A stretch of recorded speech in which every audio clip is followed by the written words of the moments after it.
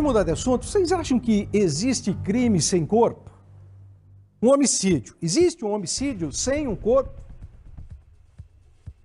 Vocês lembram do caso Elisa Samúdio, do jogador, né, que foi condenado à morte, mas até hoje não se achou o corpo dela? Então, sim, existe crime sem corpo.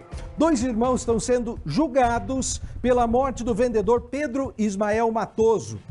Rafael e o Emanuel Graef são acusados de homicídio qualificado e esse caso tem um detalhe. Deixa eu conversar aqui com William Bittar. Eu fiz a introdução, né, sobre a história do goleiro Bruno, que é um assassino porque foi condenado. O corpo da Elisa Samúdio não foi encontrado. E aqui nós temos também um corpo não encontrado e você está no tribunal do júri? Como assim, Bittar?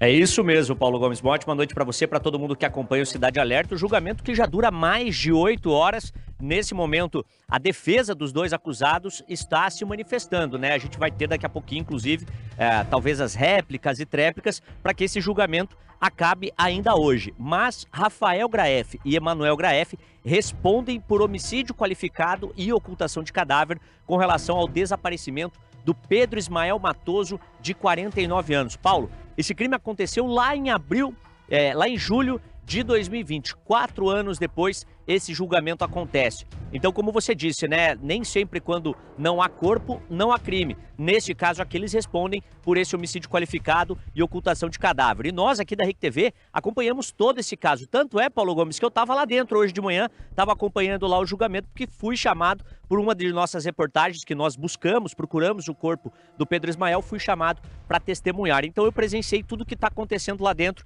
nesse julgamento. E daqui a pouquinho, Paulo Gomes, a gente vai trazer todos os detalhes. Vamos relembrar essa história para quem está em casa nos assistindo, que é uma história que chamou muita atenção aqui em Curitiba e na região metropolitana de Curitiba. Uma negociação que, ao que tudo indica, Paulo Gomes, não deu certo. E nessa negociação, o Pedro Ismael acabou desaparecendo até hoje, nenhuma pista sobre ele. E o que a gente tem está aqui no Tribunal do Júri, 2 irmãos sendo julgados por homicídio qualificado. Paulo. Veja só, hein, o Bittar servindo de testemunha num julgamento de um crime tão violento e bárbaro. Daqui a pouquinho você vai nos recontar toda essa história, viu, Bittar?